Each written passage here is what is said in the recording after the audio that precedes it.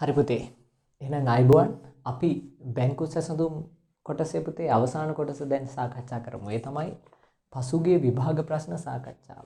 හැම පාඩමකම පුතේ මේ වගේ පසුගිය විභාග ප්‍රශ්න හොඳට විශ්ලේෂණය කරොත් තමයි ඔයාට මේ පාඩම් පිළිබඳව නියම අවබෝධයක් එන්නේ. ඒකින්ද බැංකු සැසඳුම් වලට අදාළව මේ වීඩියෝ එක මුල ඉඳන් අග වෙනකම් උනන්දුවෙන් බලන්න පුතේ. එතකොට ඔයාට බැංකු සැසඳුම් ප්‍රකාශන කියන එක හොඳින්ම පුළුවන් වෙයි. පැහැදිලිද නැද්ද? right. එහෙනම් අපි වැඩේ කරගෙන යමු. එහෙනම් අපි වැඩේ කරගෙන යමු. හරි. පසුගිය විභාග ප්‍රශ්න ටිකත් පුතේ මම මගේ නිබන්ධනයේ ඔබට සපයලා තියෙනවා. අන්තිම පිටු ටිකේ බලන්න. 2010 ඉඳන් අපි හදාගෙන යන ප්‍රශ්න ටික. එහෙනම් මම පළවෙනියට හදන්නම් 2010 ආපු බැංකු සැසඳුම් ප්‍රශ්නේ. 2010 ආපු බැංකු සැසඳුම් ප්‍රශ්නේ. මම හිතනවා නිබන්ධනයේ හැමෝගාවම තියෙන නිසා අපිට ලේසි මේ වැඩේ කරගෙන යන්න. හරි පුතේ. එහෙනම් 2010 ප්‍රශ්නේ බලන්නකෝ. බහුවර්ණ ප්‍රශ්නයක් තමයි ඇවිල්ලා තියෙන්නේ පළවෙනියටම. පළවෙනි බහුවර්ණ ප්‍රශ්නේ. ආයතනයක් පහත දී ඇති තොරතුරු මත 2010 3:31 දිනට ශේෂපත්‍රයේ පෙන්눔 කළ යුතු මුදල් ශේෂය කොපමණද කියලා අහනවා. ඒ කියන්නේ ශේෂපත්‍රය කියන්නේ පුතේ සංශෝධිත මුදල් ශේෂය. එහෙනම් අපෙන් මේ අහන්නේ සංශෝධිත මුදල් පාලන ගිණුම. මම ගහනවා සංශෝධිත මුදල් පාලන ගිණුමක්. මුදල් පාලන ගිණුමක්. දැන් පුතේ බලන්න. ආරම්භක දිනට බැංකු ප්‍රකාශනයට අනුව අයිරාව මෙච්චරයි. තැන්පත් කළ නමුත් උපලබ්ධි නොවූ චෙක්පත් කියනවා. නිකුත් කළ නමුත් ගෙවීම සඳහා ඉදිරිපත් නොකළ චෙක්පත් තියෙනවා. ණයගැසියා විසින් ඍජුව බැංකුවට තැන්පත් කළ චෙක් තියෙනවා. අපිට පුතේ ඇත්තටම මේකේ තියෙන තොරතුරු දිහා බලපුවාම ඔයාලට තේරෙනවද සංශෝධිත මුදල් පොතක් ගහන්න අවශ්‍යතාවයක් නැහැ. බැංකු සැසඳුමෙන් ලේසියෙන්ම සංශෝධිත මුදල් පොතේ ශේෂය ගන්න පුළුවන්. දැන් පුතේ මෙතන අහන්නේ ප්‍රශ්නේ මූල්‍ය තත්ත්ව ප්‍රකාශනයේ පෙන්වන්න ඕන එකනේ. මූල්‍ය තත්ත්ව ප්‍රකාශනයේ පෙන්වන්නේ සංශෝධිත මුදල් පොතට අනුව බැංකු ශේෂය. එහෙනම් අපිට මෙහෙම ගන්න පුළුවන් නේ. බැංකු සැසඳුම් ප්‍රකාශනයේ කොහොමද හදන්නේ? පොඩි බැංකු සැසඳුමක් ගහමු. බැංකු සැසඳුම. බැංකු සැසඳුම් ගත්තී උඩින්ම තියෙනව නේද? මේ මෙහෙම එක මොකද්ද? සංශෝධිත මුදල් පාලන ගිණුමට අනුව ශේෂය. ඒකල්ල එකතු කරා අඩු කරා. යටින් එනව මොකද්ද? බැංකු ප්‍රකාශනයට අනුව ශේෂය. ප්‍රකාශනයට අනුව ශේෂය. ඒකනේ යටින් උත්තරේ විදිහට එන්නේ. එහෙනම් අපි මේ උඩ සංශෝධිත මුදල් පොතේ ශේෂය ගමු. මේකේ තියෙන තොරතුරු ටික දාලා. බැංකු ප්‍රකාශනයට අනුව අයිරාව 10000යි. අයිරාව කියන්නේ පුතේ ඍණ ශේෂයක් නිසා මම මෙතන වරහණක් දාගන්න. සරලයි, පැහැදිලි. හරි නේද? 10000යි. ඊට පස්සේ පුතේ තැන්පත් දිනට උපලබ්ධි නොවු තැන්පත් කළ නමුත් උපලබ්ධි නොවු චෙක්පත් මම මොකද්ද කරන්න කිව්වේ? අඩු කරන්නකෝ මේ. තැන්පත් කළ නමුත් උපලබ්ධි නොවු චෙක්පත් අඩු කරනවා. කීයක්ද? උපලබ්ධි නොවු චෙක්පත් 45000ක් තියෙනවා. හරි. ඊළඟට පුතේ නිකුත් කළ නමුත් ඉදිරිපත් නොවු චෙක්පත්. නිකුත් කළ නමුත් ඉදිරිපත් නොවු චෙක්පත් ඔයාලා දන්නවා අනිවාර්යෙන් එකතු කරනවා. කීයක්ද එකතු කරන්න තියෙන්නේ? 30000යි. දැන් පුතේ මේ බැංකු සැසඳුමට අපි ගත්තද ඍජු ප්‍රේෂණ බැංකු ගාස්තු ඒව ගත්තද? නෑ ඒව ගත්තේ නෑ. එහෙනම් මේ මෙතන උත්තරේ ගන්න විදියක් නෑ. මොකද මේක නෑනේ. හැබැයි මේ යට තියෙන උත්තරේ අපිට ගන්න පුළුවන්. මෙතන ඍණ 1000ක් එන්න 10000ක් එන්න පුතේ ෂුවර් එකට මෙතන 35000ක් තියෙන්න ඇති. ඇයි මං එහෙම කියන්නේ? 35000න් 45000ක් අඩු කරලා තමයි ඍණ 10000 මෙතෙන්ට එන්න ඇත්තේ. ඒක ගත්ත විදිය තේරුණානේ. එහෙනම් මෙතන තියෙන්න ඇති ෂුවර් එකට කීයද? 5000යි. එහෙනම් සංශෝධිත මුදල් පොතේට අනුව ශේෂය හොයන එක හරිම ලේසි වැඩක්. 5000යි මේ කියන්නේ උත්තරේ එක විදිහට තමයි අපිට ගන්න වෙන්නේ. දැක්කද? බොහොම සරල ප්‍රශ්නයක්. මං හිතනවා මේක ඔයාට හොඳින්ම අවබෝධ වෙන්න ඇති කියලා. හරි නේද පුතේ? හරිද? මේක හදා ගන්න. ඒ කියන්නේ උත්තරේ එක 5000 ආවේ පුතේ ලේසියෙන්ම මෙන්න මෙහෙම බැංකු සැසඳුමක් හදලා. දෙවැනි එක බලන්න. ගිණුම් වර්ෂයක් අවසානයේදී මුදල් පොතේ බැංකු ප්‍රකාශනයේ ශේෂය සමග සමාන වේ. නම් බැංකු සැසඳුම් ප්‍රකාශනය පිළියෙල කිරීම අවශ්‍යද යන්න හේතු සමග සඳහන්. මේකයි පුතේ. දැන් මෙතන මම ඔයාලට කිව්වේ බැංකු සැසඳුම කියන්නේ මොකද්ද? මේවා බැංකු සැසඳුම කියන්නේ මොකද්ද? බැංකු සැසඳුම කියන්නේ පුතේ මුදල් පාලන ගිණුමේ අවසාන ශේෂයයි බැංකු ප්‍රකාශනයේ අවසාන ශේෂයයි අතර වෙනසක් ඇති වුණොත් මෙන්න මේකේ වෙනසක් ඇති වුණොත් ඒ වෙනසට හේතු දක්වන ප්‍රකාශනය. හේතු දක්වන ප්‍රකාශය. ඇයි වෙනස් වුනේ කියලා හේතු දක්වන ප්‍රකාශනය. ඔයාගෙන් අහනවා මෙන්න මේ දෙක අතර වෙනසක් උනේ නැත්නම් ඒ කියන්නේ මුදල් පාලන ගිණුමේ ශේෂය 1000ක් වෙලා බැංකු ප්‍රකාශනයේ ශේෂය 1000ක් වුණොත් මේ වගේ අවස්ථාවකදී බැංකු සැසඳුමක් හදන්න ඕනේද නැද්ද කියලා. ඇත්තටම පුතේ හදන්න ඕනේ. මොකද වෙනසක් ඕනේ කියන්නේ අපි හිතමු තැන්පත් කළා නමුත් උපලබ්ධි නොවු චෙක්පත් තියෙනවා 1000යි. ඒ කියන්නේ මෙහෙම එකක්. තැන්පත් කරා කියන්නේ මුදල් පාලන ගිණුමේ හර කරලා. ඒ කියන්නේ 1000ක් හර කරලා. 10000ක් හර කරලා. ඒක උපලබ්ධිය වෙලා නැහැ. එතකොට මේක වෙනසක් එනවනේ. ඒ කියන්නේ මේක හර වෙලා නැහැ මේක අඩුයි. මෙහෙම එකක් තිබ්බොත් ණයගති ඍජු ප්‍රේෂරත් හම්බෙලා තියෙනවා 1000යි. ඒක මේකේ නෑ. එතකොට සමාන වෙනවා. නමුත් මෙතන වැරද්දක් තියෙනවා බැංකු සැසඳුමක් හැදීමේ අවශ්‍යතාවය තියෙනවා. ඒ කියන්නේ සමාන වෙලා තියෙන්න පුළුවන් නේ තැන්පත් කළ නමුත් උපලබ්ධි නොවු චෙක්පත්, නිකුත් කළ නමුත් ඉදිරිපත් නොවු චෙක්පත්. දැන් මෙතන ප්‍රකාශ අවශ්‍ය දයන් හේතු සමග සඳහන් කරන්නේ. අවශ්‍ය වේ. අවශ්‍ය වේ. ඒ කියන්නේ ඒක සමාන වුණත් බැංකු සැසඳුමක් පිළියෙල කිරීම අවශ්‍ය වේ. ලියන්න අවශ්‍ය වේ. අවශ්‍ය වේ. අවශ්‍ය වේ. උදාහරණයක් ලියන්න මොකද්ද? මේක උදාහරණය මොකද්ද? තැන්පත් කළ නමුත් උපලබ්ධි නොවු චෙක්පත් 1000ක් තියෙනවා. ඒ වගේම ණයගති ඍජු ප්‍රේෂණ 1000ක් තියෙනවා. දැන් මට කියන්න තැන්පත් කරා 1000ක් මුදල් පොතේ හර කරලා බැංකුවට එකතු කරලාද දැන් මේ 1000ක් නෑ. උපලබ්ධි වෙලා නෑනේ. හැබැයි බැංකුවට එකතු කරලා ණයගති ප්‍රේෂණ 1000ක් ඒක මේක තියනවද? නෑ. දැන් මේ දෙක අතර වෙනසක් හටගන්නේ නෑ. හැබැයි මෙතන තියෙන හේතු දෙකක්. මෙයා ඍජු ප්‍රේෂණ 1000 එකතු කරලා මෙයා තැන්පත් කරපු 1000 එකතු කරලා. මෙතන තැන්පත් කරපු එක එකතු කරලා නෑ. මෙතන ඍජු ප්‍රේෂණ එකතු කරලා නෑ. තේරුණාද නැද්ද මං කියපු දේ? මෙහෙම වෙනසක් ආවොත් අපිට ඒ බැංකු සැසඳුම හදන්න වෙනවනේ. ඒ කියන්නේ ශේෂ සමාන වුණත් බැංකු සැසඳුම හදන්න වෙනවා. ඔයාට මේ උදාහරණෙම අවශ්‍ය නම් ලියා ගන්න පුළුවන්. ඒක බොහොම සරල එකක්. මං ඊළඟ ගානට යන්නම් පුතේ. හරි නේද? හරි. එහෙනම් 2010 ඊළඟ ගාන බලමු පුතේ. 2010 මේ හිමීට කරගෙන යන් හදිස්සියක් නැහැ. ඔබගේ මේ ගැටලුවක් තිබ්බොත් ඔබ අනිවාර්යෙන් මගෙන් අහන්න. මේ බලන්න පුතේ. 2010 මාර්තු 31 දිනට ව්‍යාපාරයක බැංකු ප්‍රකාශනයේ රුපියල් 3000ක බැර ශේෂයක් පැවතුනේ. බැංකු ප්‍රකාශනයේ බැර ශේෂයක් තිබ්බොත් හොඳයිද? හොඳයි. ඇයි හොඳයි කියන්නේ? ඉතින් පුතේ අපි මුදල් තැන්පත් කරද්දී බැංකුව බැර වෙන්නේ. ඉතින් බැංකු ප්‍රකාශනයේ බැර ශේෂයක් කියන්නේ වාසිදායක ශේෂයක්. මේ ධන ශේෂයක්. හැබැයි මුදල් පාලන ගිණුමේ බැර ශේෂයක් තිබ්බොත් ඍණ අයිරාව. හැම වෙලේම මතක තියාගන්න බැංකු ප්‍රකාශනයේ බැර කියන්නේ හොඳයි. බැංකු ප්‍රකාශනයේ හර කියන්නේ අපිට ඍණ ශේෂය. බැංකුවේ හර කියන්නේ අඩු කරගන්නවා කියන එක. තේරුණානේ? ඒක මම මුලින්මත් පැහැදිලි කරලා තියෙනවා. එහෙනම් මේකේ තියෙන්නේ බැංකු ප්‍රකාශනයේ 3000ක බැර ශේෂයක් පැවතුනේ.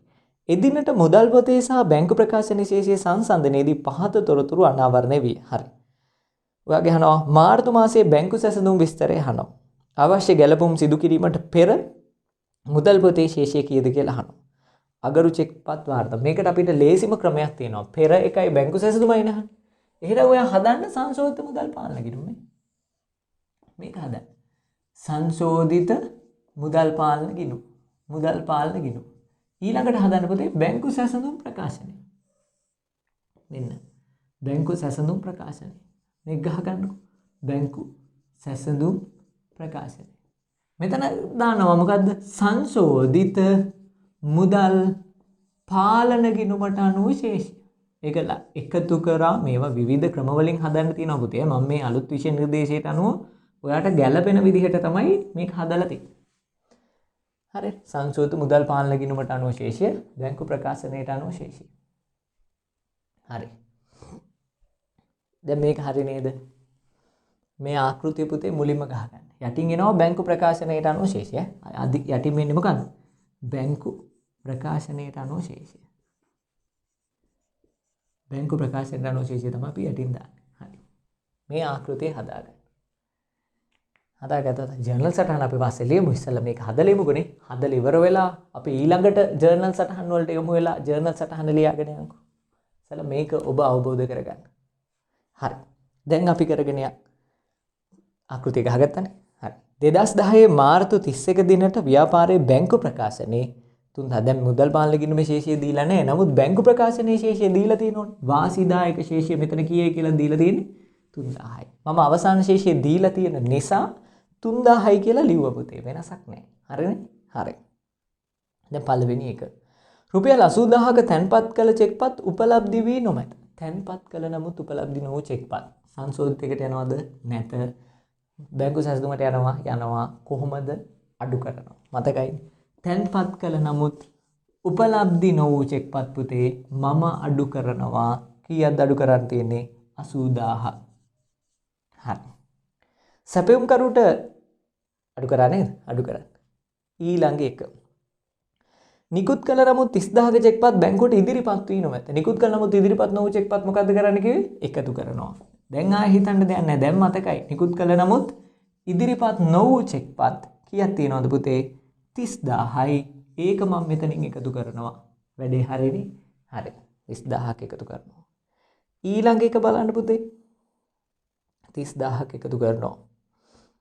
ණයගැතියන් විසින් ඊළඟ තියෙනවා බැංකු ප්‍රකාශනයේට අනුව රුපියල් 500ක බැංකු ගාස්තු ස්ථාවර නියෝග මත 1500ක කුලී මුදල් පුතේ වාර්තා වී නැත. එහෙනම් බැංකු ගාස්තු පුතේ මේකට නේ ආරම්භක ශේෂය හරද බැරද දන්නේ. මම බැංකු ගාස්තු කියලා කොහොම හරි මේකට බැර කරනවා 500ක්. ඒ වගේම කුලී කියලා බැර කරනවා ස්ථාවර නියෝග ගෙවීමක් 1500. ඒක සංශෝධිත එකේ අනිවාර්යෙන් බැර වෙන්න ඕනෙමයි. හරිනේ? හරි. ඊළඟ බැංකුව විසින් 20000ක චෙක්පත් අගරු කර එවා ඇති අතර ඒ සම්බන්ධව මුදල් පොතේ සටහන් වී නොමැත. මෙම චෙක්පත ණයගැතියෙකුගෙන් ලැබී බැංකුවේ තැන්පත් කරා. ණයගැතියෙකුගෙන් චෙක්පතක් ලැබෙද්දි පුතේ මුදල් පාලනයකින් මොකද වෙන්නේ? හර කරනවා. ලැබුණා. ඒක අගරු වුණාම එහෙනම් බැර කරන්න. එහෙනම් අගරු චෙක් බේ අගරු චෙක්පත් කියලා 20000ක් පුතේ මේක බැර කරනවා. 20000ක් මේක බැර කරනවා. රුජු ප්‍රේෂණ එහෙම දීලා තිබ්බේ නෑ නේද? නෑ. අගරු වුණා කියලා තිබ්බ බැංකු ගාස්තු ස්ථාවර නියෝග මත ගෙවූ ඒවා තියෙනවා. හරි. ඔච්චරයිනේ තියෙන්නේ. එච්චරයි. එහෙනම් අපි දැන් පුතේ මෙන්න මේ සංශෝධිත මුදල් පොත තුලනය කරන්න පුළුවන්ද? බෑ. බෑ. තුලනය කරන්න බෑ. අපි දන්නේ නැහැ. ඒක එහෙනම් මෙතන තියෙන ශේෂය ගන්න පුළුවන්ද? බෑ. එහෙනම් මෙතන යට එක ගන්න පුළුවන්ද? බෑ. එහෙනම් යට ඉන්න උඩට යන්න. මෙතන පුතේ 83000ක් තියෙන්න ඇති. ඒකනේ 80000ක් අඩු කරාම මෙතන 3000ක් ආන්නේ. මෙතන 83000 නම් මෙතන 33000ක් තිබ්බොත් මෙතන අනිවාර්යෙන්ම තියෙන්න ඇත්තේ කීයද? 53000යි. සංශෝධිත මුදල් පාලන ගිණුමේ ශේෂය 53000යි. ඒක පුතේ ධන ශේෂයක් නේ තිබ්බේ. ධන ශේෂයක් නම් හර පැත්තෙන් ඉදිරියට යන්න ඕනේ. ඍණ නම් බැර පැත්තෙන්. දැන් ධනනේ. ශේෂය පහළට ගෙන ගියා 53000යි. ශේෂය ඉදිරියට ගෙන ගියා 53000යි. එහෙනම් මෙතන ආරම්භයේදී කියන්නේ සංශෝධනය කරන්න කලින් තිබ්බ ශේෂය ඔයාට අහනවා කීයද කියලා. ඒක තමයි මෙතනින් එන්නේ වෙනස. මේ වෙනස කීයද ඉන්නේ බලන්න. 0.0 5යි 10න් බිඳුවයි එකක් ඉතුරුයි. මේ හට ගත්තා 4 1 5යි 5යි නම් 6 7යි 75000යි. එහෙනම් පුතේ කලින් ශේෂය කීයක් තියෙන්නද? 75000ක් තියෙන්න ඇති මේ. කලින් ශේෂය 75000ක් තියෙන්න ඇති. බැංකු සැසඳුම මේක මේ උත්තර දෙකම ආවද නැද්ද? ආවා. හරි ලේසියෙන් හදාගන්න පුළුවන්. මේකත් පුතේ යටින් නම් උඩට මෙහෙම හදාගෙන ගියේ. මේවා මහා ලොකු දේවල් නෙවෙයි. දැන් කට්ටිය සමහර වෙලාවට පුතේ බැංකු ප්‍රකාශනයේ අනුව ශේෂය උඩට දාලා හදනවා. එතකොට මේ බැංකු සැසඳුම අනිත් පැත්තට යන්නේ. බැංකු සැසඳුම අනිත් පැත්තට යනවා කියන්නේ තැන්පත් කළ නමුත් උපලබ්ධ නොවු චෙක්පත් එකතු කරනවා, නිකුත් කළ නමුත් එක අඩු කරනවා. එච්චරයි. දැන් ඔයාලට බැයිද බැංකු ප්‍රකාශනයට අනුව ශේෂය උඩින් දාන්න? පුළුවන්. එතකොට තැන්පත් කළ එක එකතු කරනවා, නිකුත් කළ එක අඩු කරනවා. යටින් එන්නේ සංශෝධිත මුදල් පොතට අනුව ශේෂය. පුළුවන් නේද? පුළුවන්. නමුත් ඉතින් යටේ නම් උඩට හදන්නත් පුළුවන් නේ අපිට. ඒක ගැටලුවක් කරගන්න එපා. අපි ඉදිරියේදී සාකච්ඡා කරමු. හරිනේ? මේක තේරුණානේ කොහොම හරි? right. එහෙනම් ඊළඟට අන චෙක්පත් අගරු වීම වාර්තා කිරීමේ ජර්නල් සටහන්. ජර්නල් සටහන් ලියන්න පුතේ පොඩි පොදු ජර්නලයක් ගහ ගන්න. හොඳද? පොඩි පොදු ජර්නලයක්. එහෙම එක සටහනයි නෙන්නේ. පොදු ජර්නලයක්. පොදු ජර්නලයක්. ඉස්සරවම අගරු වීම සටහන් කරන්න කලින් පුතේ ණය ගැතියෙකුගෙන් මේ චෙක්පත ලැබිලා තියෙන අන්තිම 20000. ලැබුණ චෙක්පත කොහොමද සටහන් කරන්නේ? ලැබුණොත් කොහොමද? මුදල් ගිණුම මුදල් පාලන ගිණුම මොකද වෙන්නේ? හර කරනවා ණය ගැතියෝ කියලා 20000. මේ චෙක්පත ලැබුණා ඈ. ඒකලා ණය ගැති ගිණුම මොකද කරන්නේ? ණය ගැති පාලන ගිණුම මේ මුදල් කියලා 20000ක් පුතේ බැර කරනවා. මුදල් කියලා 20000ක් බැර කරනවා. හරි. දැන් මේ ලැබිච්ච එක පුතේ නැවත අගරු වුණොත් ඔයා මොකද කරන්න ඕනේ? මේ මුදල් පොතේ හර කරපේක වැරදි. මෙන්න අගරු චෙක්පත් කියලා මුදල් පොත බැර කරා. ණය ගැතියුන්ගෙනුත් මේක මොකද කරන්නේ? හර කරලා අයින් කරනවා. මොකද ඒක අගරු වුණානේ. එහෙනම් අගරු වීමට අදාළ දිත්ත සටහන මොකක්ද? මුදල් පොත බැර ණය ගැති ගිණුම හර. දැන් අගරු වීමට අදාළ දිත්ත සටහන අහනවා නේද? මොකද්ද පුතේ? ණය ගැති පාලන ගිණුම. ඔයාලා එනවා. දැන් ඊළඟට පාලන ගිණුම. ණය ගැති පාලන ගිණුම හර කරනවා පුතේ 20000ක්. මුදල් පාලන ගිණුම බැර කරන්න 20000. දැන් ඔයාලා ලියනවා අගරු චෙක්පත් වාර්තා කිරීමයි කියලා සංලක්ෂයකුත් ලියන්න ඕනේ ඉවරයි.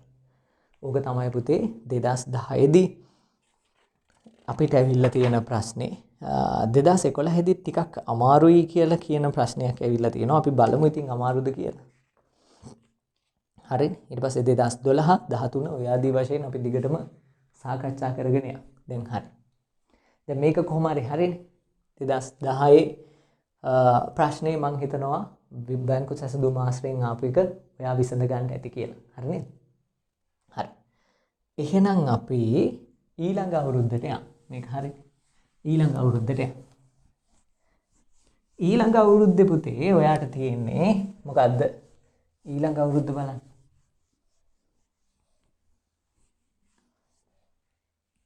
2010 හරියන්නේ දැන්.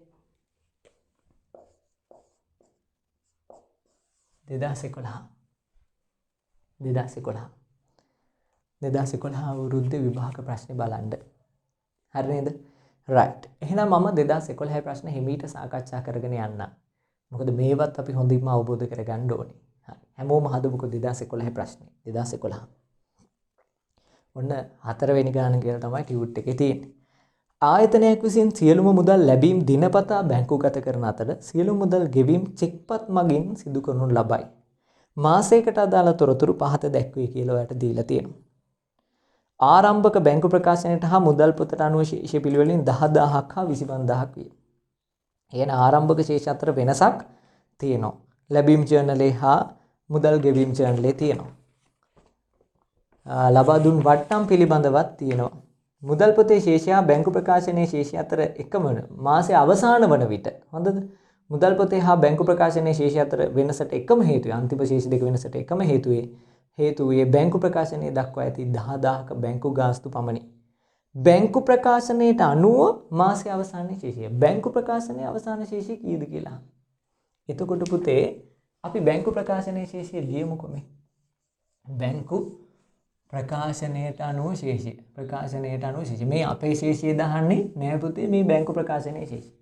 ඉස්සරම ආරම්භක ශේෂය කීයද කියලා බලන්න මම මේවට තේරෙන්න යන්න. ආරම්භක ශේෂය කීයක් තිබ්බද බැංකු ප්‍රකාශනයේ? එහා පැත්තේ දීලා තිබ්බා. බලන්න හොඳට. ආරම්භ බැංකු ප්‍රකාශනයට හා මුදල් පාලන ගිණුමට අනුව ශේෂය. බැංකු ප්‍රකාශනයේ ශේෂය පුතේ 10000යි. එහෙම නැත්නම් ඕනේ. මුදල් පාලන ගිණුමට අනුව ශේෂය දීලා තිනවා 25000. ඒකලා කියනවා මෙන්න මේ 10000 25000 අතර එකම හේතුව තැන්පත් කළ නමුත් උපලබ්ධි නොවු චෙක්පතල්ලු. එහෙනම් මේ දෙක අතර වෙනස පුතේ තියෙන්නේ 15000යි. එහෙනම් 15000ක් චෙක්පතක් තැන්පත් කරන්න ඇති. ඒක මුදල් පොත එකතු කරලා බැංකු ප්‍රකාශනයේ එකතු කරලා තිබ්බේ නෑ. ඒකයි මේක 10000ක් වෙලා අරක 25000ක් උනේ. තේරුණාද? ආරම්භක ශේෂ දෙක අතර වෙනසට එකම හේතුව තැන්පත් කර නමුත් උපලබ්ධි නොවු චෙක්පතක්. එහෙනම් ඒක මේ මාසෙදී උපලබ්ධිය වෙලානේ. උපලබ්ධිය නොවුණා කියලා කියන්නේ එහෙනම් මෙන්න ගිය මාසයේ උපලබ්ධි නොවු චෙක්පත්. ඒක මේ මාසෙ උපලබ්ධිය වුණා. එහෙනම් අපේ account එකට බැංකු ප්‍රකාශනයේ තිබ්බ ආරම්භක ශේෂයට මේක එකතු වෙනවද නැද්ද? එකතු වෙලා. මොකද ගිය මාසෙක මේ වැටිලා. එහෙනම් 10000 තිබ්බා. ඔන්න 15000 වැටුණා. හරි. 15000 වැටුණා.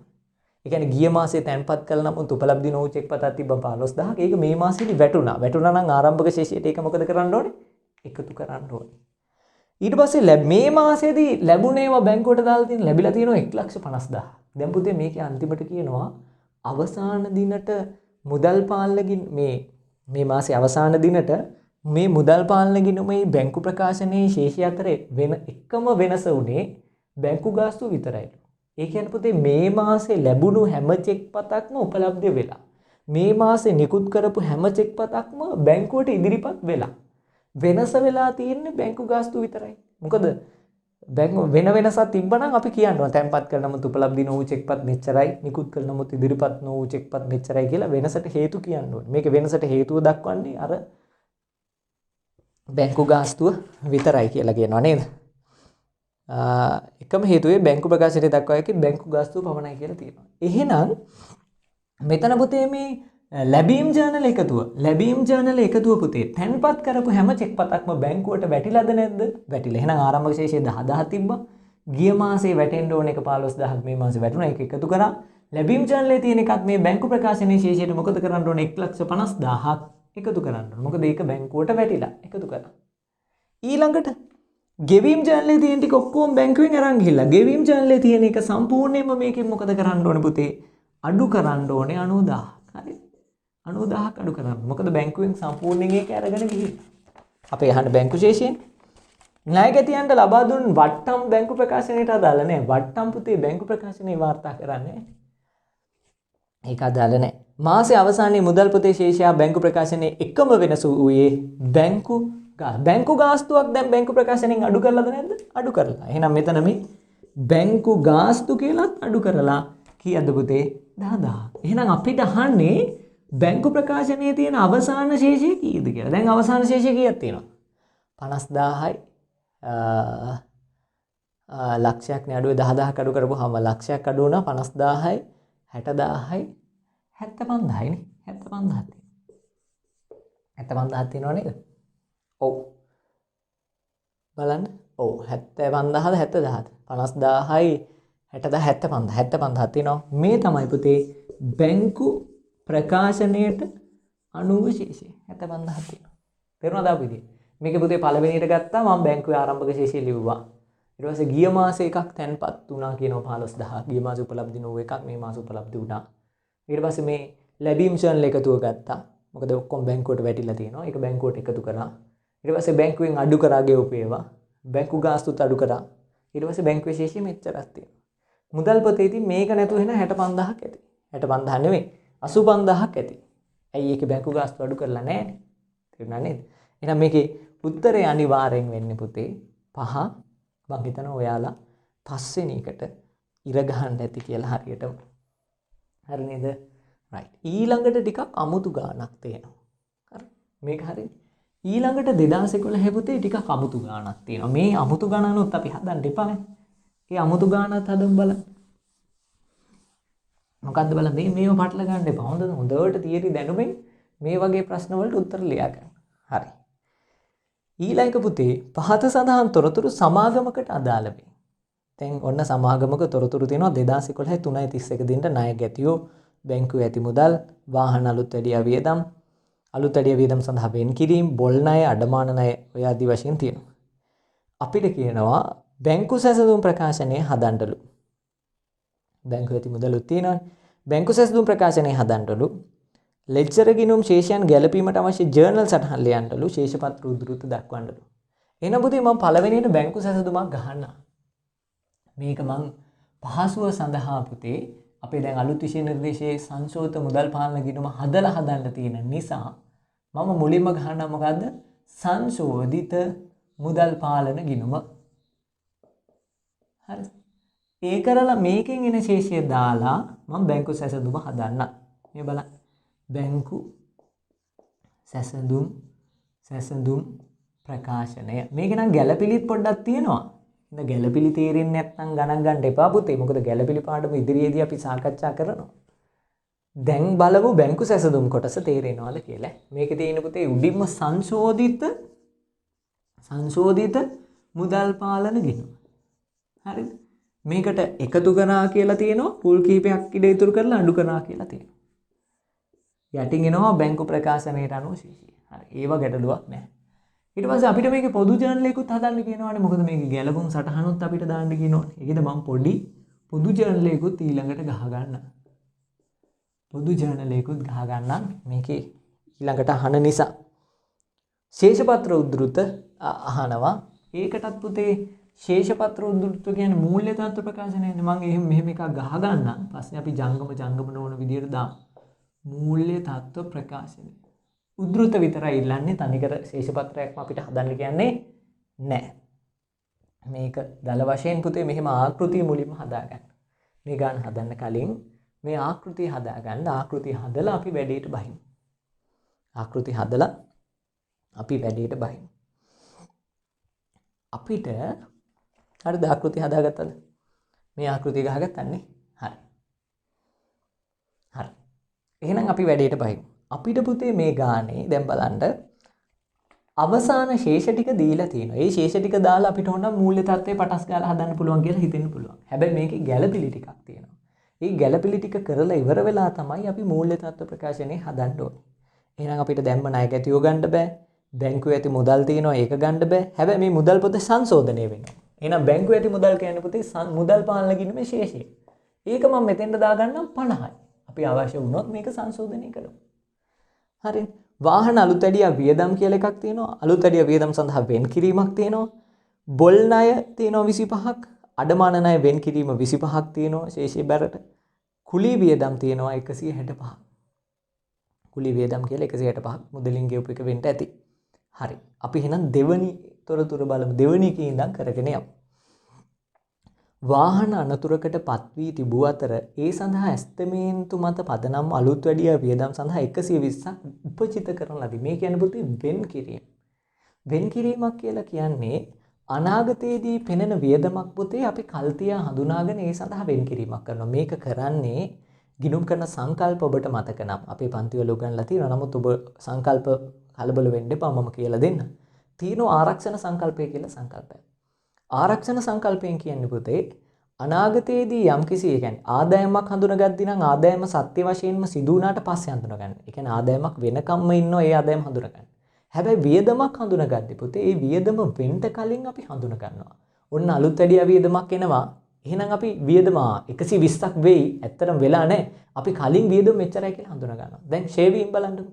ෂේවීම් කියන්නේ ගොඩනැගිලි වල වටිනාකම මෙන්න මෙච්චරක් අඩු වෙයි. මේක ඇත්තටම අඩු වෙලාද නැහැ. අඩු වෙයි කියලා අනාගතයේ වියදම් කල් තියා හඳුන ගන්න. අඩමාන ණය කියන්නේ පුතේ ණය ගැතියෝන්ගෙන් හම්බෙන්නේ නැති වෙයි කියලා ඔයා හිතන එක. හම්බෙන්නත් පුළුවන්. ඔයා හිතනවා ණය ගැතියෝන්ගෙන් 105ක් විතර හම්බෙන්නේ නැති වෙයි කියලා ඔයා කලින් හිතනවා. පැහැදිලි. මෙහෙම හිතලා අනාගතයේ දින වියදම් සඳහා සූදානමක් වෙනවා. ඒ සඳහා වෙන් කිරීමක් කරනවා. මේ වෙන් කිරීම කරන්නේ මොන සංකල්පයෙන්ද? ආරක්ෂණ සංකල්පයෙන් නිසා. දැන් ඒ වගේ අලුත් වැඩියා වියදමක් වෙන් කරලා. එහෙනම් අලුත් වැඩියා වියදම් වෙන් කිරීම කොහොමද කරන්න ඇත්තේ? මෙන්න මෙහෙමයි. ඕනෑම එක වෙන් කිරීම. දැන් ෂේක් ගිණුම කොහොමද ගිණුම් ගත කරේ ෂේ වෙන් කිරීම? ෂේ ගිණුම හර ෂේ වෙන් කිරීම බැර. අඩමාන ණය වෙන් කිරීම කොහොමද? අඩමාන ණය ගිණුම හර අඩමාන ණය වෙන් කිරීම බැර. එහෙනම් වගකීම් සහතික සඳහා වෙන් කිරීමක් කරන්න ගියොත් කොහොමද? වගකීම් සහතික වියදම් ගිණුම හර වගකීම් සහතික සඳහා වෙන් කිරීමේ ගිණුම බැර. එහෙනම් අලුත් වැඩියා වියදම් සඳහා වෙන් කරන්නේ කොහොමද? 120ක් අලුත් වැඩියා සඳහා වෙන් කිරීමක් කරාලු. එතකොට කොහොමද කරන්නේ? අලුත් වැඩියා වියදම් ගිණුම හර අලුත් වැඩියා වියදම් සඳහා වෙන් කිරීමේ ගිණුම බැර. එහෙනම් ඔන්න මෙයා අලුත් වැඩියා වියදම් සඳහා වෙන් කිරීමක් කරලා මේ වෙද්දි. එහෙනම් ඒක කොහොමද ඇත්තේ? අලුත් වැඩියා වියදම් කියලා එකක් ඇති. ඒක පුතේ වෙන් කිරීම කියලා 120ක් දැම්මා. අලුත් වැඩියා වියදම් සඳහා වෙන් කිරීම කියලා එකක් ඇති. වෙන් කිරීමේ ගිණුමක් ඇති. ඒකේ අලුත් වැඩියා වියදම් කියලා බැර වෙලා තියෙනවා 120ක්. හරි. මම කියන්න පුතේ මේක තවදුරටත් පැහැදිලි කරලා.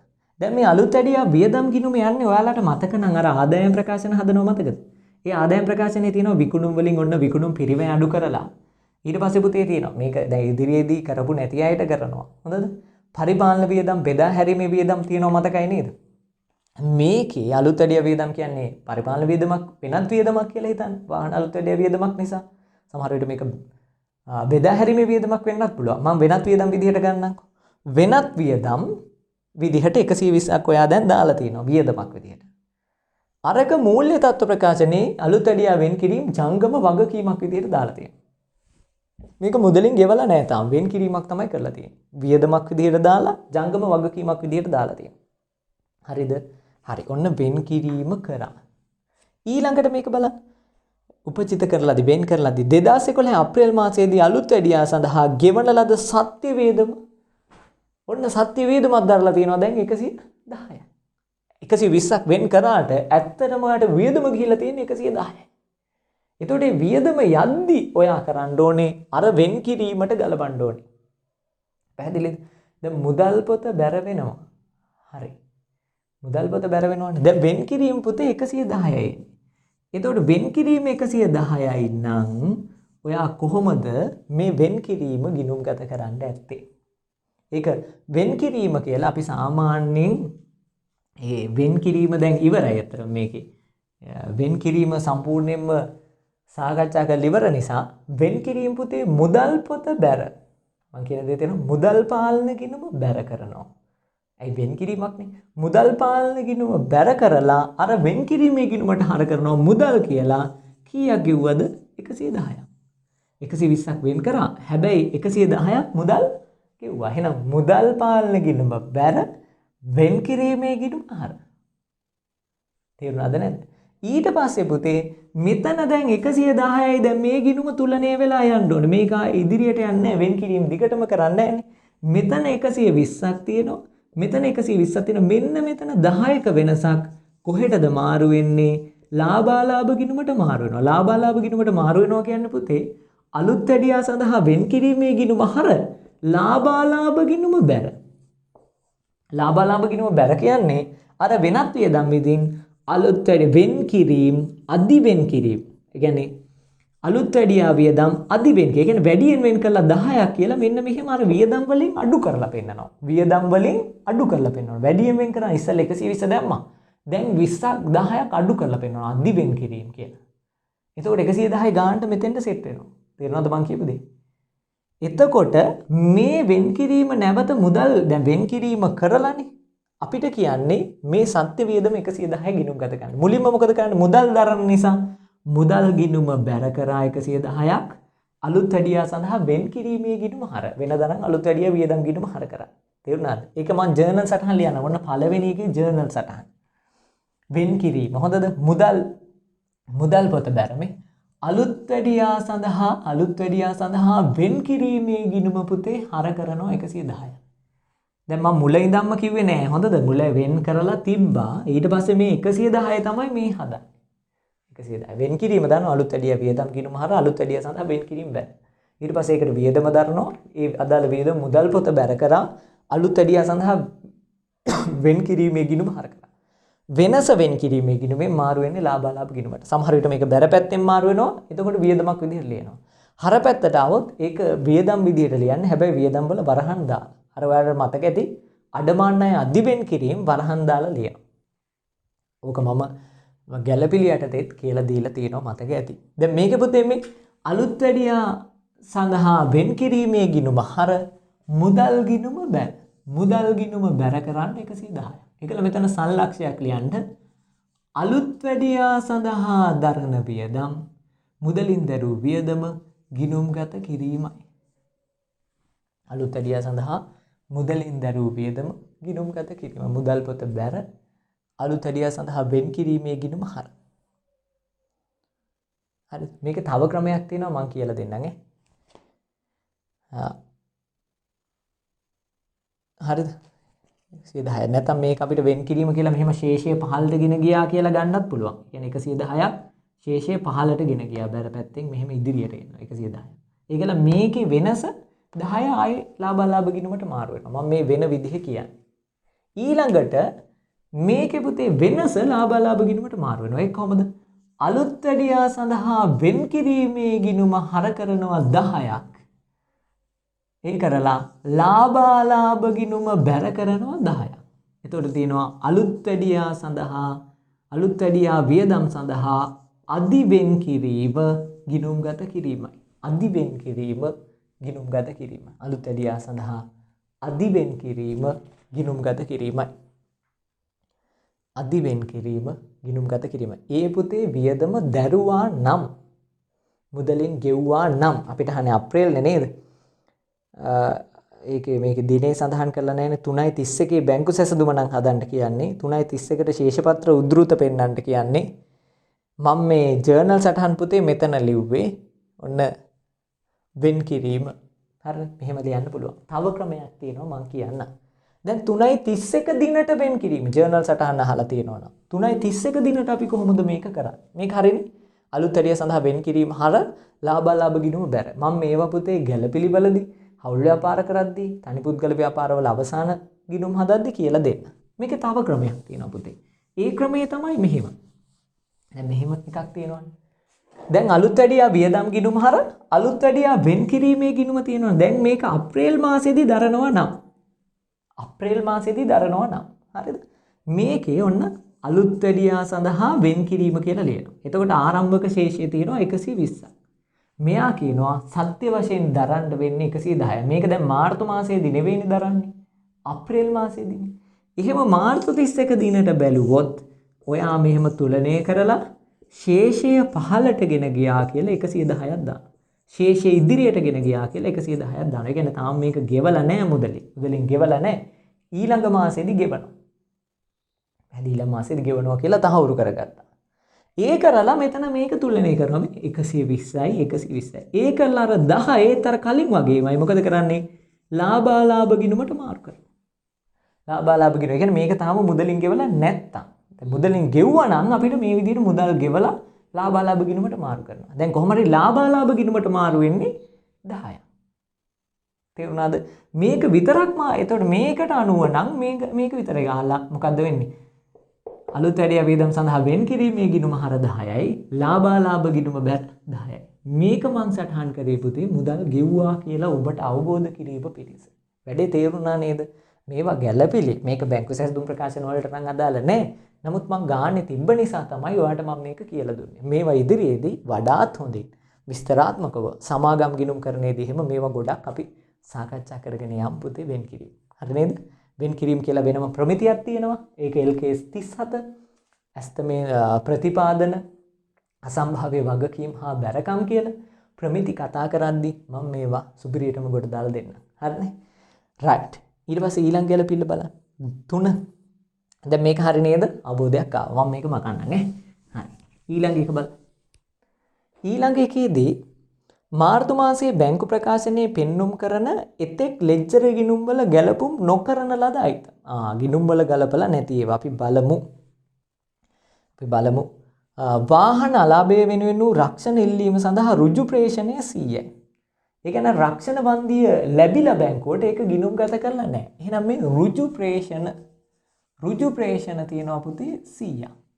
ඍජු ප්‍රේෂණ තියෙනවා 100ක් ලැබිලා. තව 10යි ලැබිය යුතු. හරි ඒක අපිට ප්‍රශ්නයක් නැහැ. 100යි.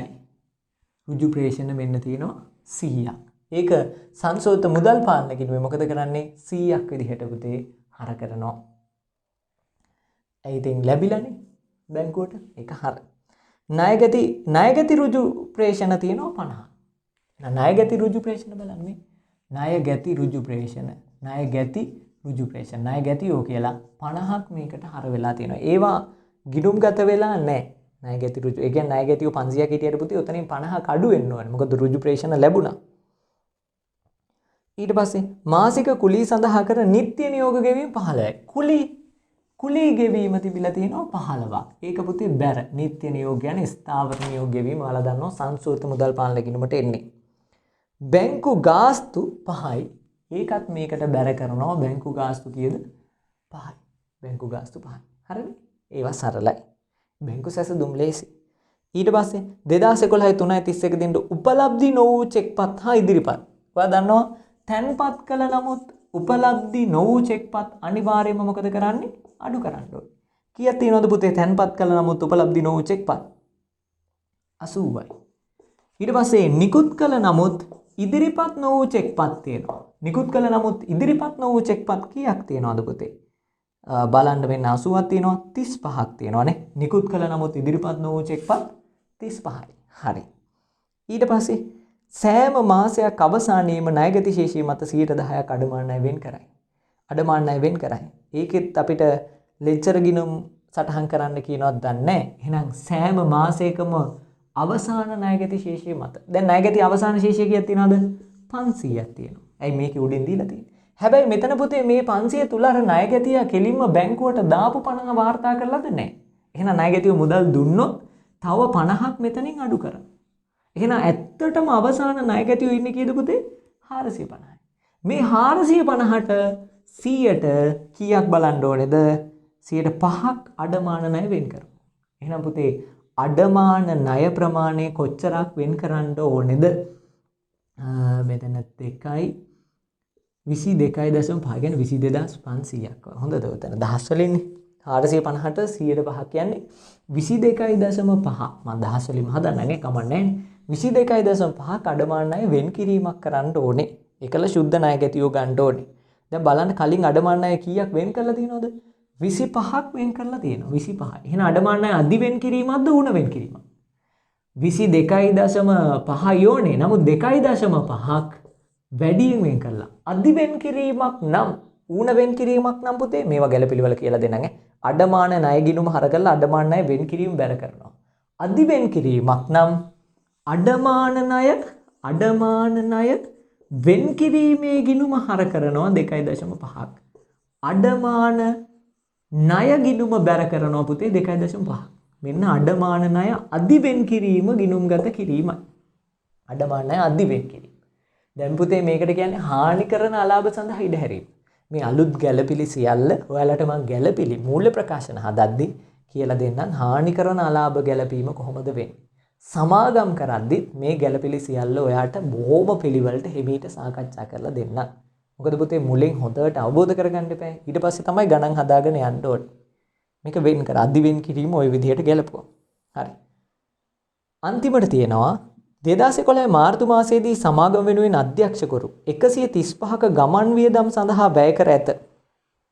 මෙම මුදල තවමත් ප්‍රතිපූර්ණය කර නොමැති අතර ඒ සම්බන්ධයෙන් කිසිදු ගැළපීමක් සිදු කර නැත. ඒ කියන්නේ පුතේ අධ්‍යක්ෂකව කියන්නේ සේවකයෙක් කළමනාකරු ව්‍යාපාරයේ වෙනුවෙන් එයාගේ අතින් 135ක් දරලා තියෙනවා ගමන් වියදම්. අපි මේක වියදමක් විදිහට එයාට දෙන්න ඕනේ. මේක ව්‍යාපාරයේ වියදමක්නේ. ව්‍යාපාරයේ වියදමක් කළමනාකරු දරලා. එහෙනම් මේක ව්‍යාපාරයේ වියදම. ව්‍යාපාරයේ තාම මේක ප්‍රතිපූර්ණය කරලා නැහැ. එහෙනම් ඒක ලබා දිය යුතුයි. එහෙනම් මෙතන තියෙනවනේ කුලී වියදම් තියෙනවා. ඒක වියදමක් විදිහට ලාභය හොයලා දෙන්න ඕනේ. ලබා දිය යුතු නිසා ගෙවිය යුතු ප්‍රතිපූර්ණය කළ යුතු වියදම් තියෙනවා 35. එහෙනම් ඒකත් ගැළපීමක් පුතේ. උපචිත වියදම් ගැළපීමක්. ඒකටත් අපිට අවශ්‍ය නම් ද්විත්ව සටහනක් ලියා ගන්න පුළුවන්. කොහොමද අපි ද්විත්ව සටහන ලියන්නේ? මෙහෙමයි පුතේ ලියන්නේ. ද්විත්ව සටහන ලියන්නේ ගමන් වියදම්. ගමන් වියදම් ගිණුම හර කරනවා 135ක්. උපචිත ගමන් කියන ගෙවිය යුතුයිනේ මේක තාම ගෙවලා නැහැ. උපචිත ගමන් වියදම් ගිණුම බැර කරනවා පුතේ 135ක්. මෙන්න උපචිත ගමන් වියදම් ගිණුම්ගත කිරීමයි කියලා සඳහන් කරන්නේ. ගැළපිලි ටික ඔන්න මන් ලිව්වා. උපචිත ගමන් වියදම් ගිණුම්ගත කිරීමයි. දැන් මේවා නම් පුතේ ගැළපිලි. හොඳද? accounts වල ගැළපිලි. මේ accounts ගැළපිලි මම ඔයාලට පුරුදු කරන්න. දැන් මේ පාඩම බැංකු සැසඳුම්. අපිට බැංකු සැසඳුම් ටික තේරුණා නම් මට ඇති. මොකද ගැළපිලි වලදී අරවා තේරෙනවා. හරි. එහෙනම් මේක අපි තුලනය කරමු. ඔච්චරයි තියෙන්නේ. දැන් අපිට සංශෝධිත මුදල් පොත ගන්න බලමු. මේ මෙතන ලස්සනට 200ක් එනවා. 200න් අඩු කරන්න ඕනේ 20ක්. ශේෂය පල්ලෙහාට ගෙන ගියා 180යි. ශේෂය ඉදිරියට ගෙන ගියා 180යි. එහෙනම් සංශෝධිත ශේෂය 180ක් තියෙනවා. හරිද? දැන් හරි ලේසි. මේක එච්චරයි නෙන්නේ නේද? ඔව් මේක එකතු කරා 5යි 8යි 3යි මෙතන එනවා 8යි 3යි 11න් 1යි එකක් ඉතුරු එක මෙහාට ගන්නවා 2යි 215න් 80ක් අඩු කරා. එතකොට පුතේ 5යි 11න් 8ක් ගියපුවාම 3යි 1යි 135යි මේ ආවේ බැංකු ප්‍රකාශනයට අනුව ශේෂය. ඔන්න අපි බැංකු සැසඳුම හැදුවා. ජර්නල් සටහනුත් ලිව්වා. හරි. මූල්‍ය තත්ත්වයේ උද්ෘත විතරයිනේ පුතේ දාන්න ඕනේ. එහෙනම් මෙතන ජංගම වත්කම් විදිහට දාන්න ඕනේ. මොකද්ද? තොගේ දාන්න ඕනේ. දැන් තොගේ මේකේ දීලා නැහැනේ.